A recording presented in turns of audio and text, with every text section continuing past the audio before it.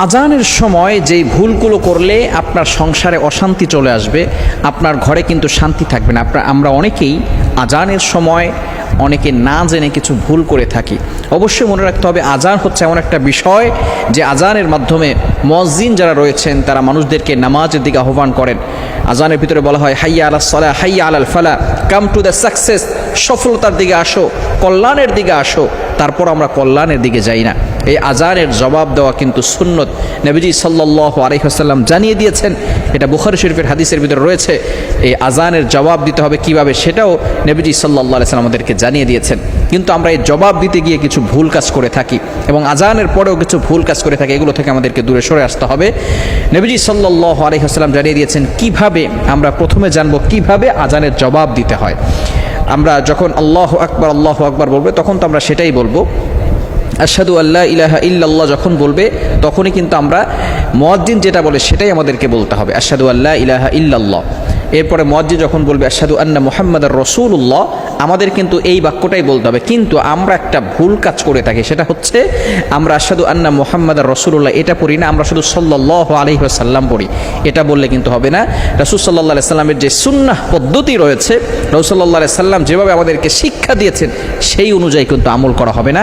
আবার অনেকে এই সময় একটা ভুল কাজ করে থাকে, যেটা হচ্ছে এই সাল্লাল্লাহু আলাইহি সাল্লাম পড়ে আশহাদু আন্না মুহাম্মাদুর রাসূলুল্লাহ পড়ে বৃদ্ধাঙ্গুলে ফু দিয়ে এটা চোখে ঘষে অথবা চুম্বন করে বুকে ঘষে, চোখে ঘষে। খবরদার, এই ধরনের কুসংস্কার ইসলাম সাপোর্ট করে না। এগুলো করলে কিন্তু সংসারের ভিতর থেকে অশান্তি লেগে যায়।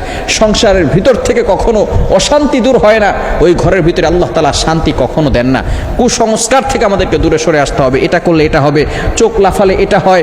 এরপরে অনেকে বলে যাত্রাপথে যদি কালো বিড়াল যায় তাহলে সেই যাত্রাপথ ভালো হয় না। এই ধরনের কুসংস্কার থেকে আমাদেরকে দূরে সরে আসতে হবে। যারা কুসংস্কারকে ফলো করে আল্লাহ তাআলা ওই ঘরের ভিতরে অশান্তির ব্যবস্থা করে দেন।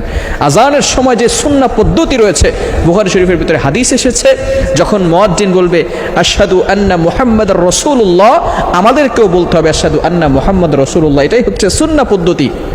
কিন্তু আমরা সাল্লাল্লাহু আলাইহি ওয়াসাল্লাম পড়ি। হ্যাঁ, আপনি আশহাদু আন্না মুহাম্মাদুর রাসূলুল্লাহ সাল্লাল্লাহু আলাইহি সাল্লাম পড়েন, কোনো সমস্যা নাই, কিন্তু অবশ্যই আমাদেরকে সুন্নাহ পদ্ধতি ফলো করতে হবে। কিন্তু এরপরে যে আমরা একটা কুসংস্কার করি, অনেকেই দেখা যাচ্ছে সেটা হাতের ফু দিয়ে সেটাকে চুম্বন করে, চোখে লাগায়, কপালে লাগায়। খবরদার, এগুলো থেকে আমাদেরকে দূরে সরে আসতে হবে।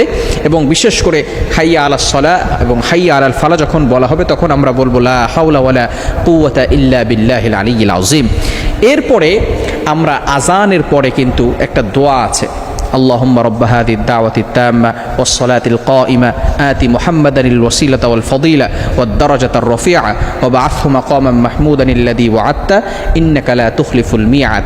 এই দোয়াটা যদি কোনো ব্যক্তি পড়ে, নবীজি সাল্লাল্লাহু আলাইহি ওয়াসাল্লাম জানিয়ে দিয়েছেন, in the day of judgement, কিয়ামতের ময়দানে আমি নবী তার ব্যাপারে সুপারিশ করে তাকে জান্নাতে নিয়ে যাব। বলেন সুবহানাল্লাহ।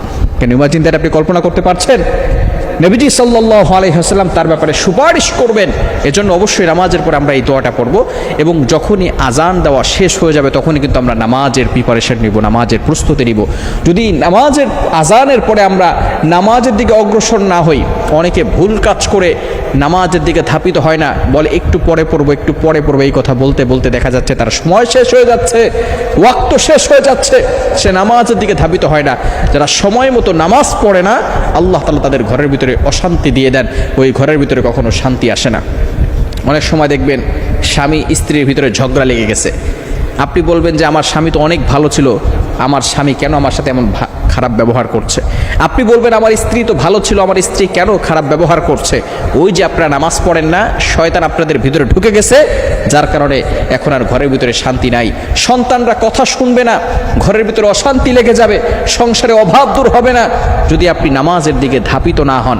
এজন্য আজানের সময় যখনই হয়ে যাবে তখনই আমরা আগে থেকে প্রিপারেশন নিব যে আমরা কখন নামাজে যাব।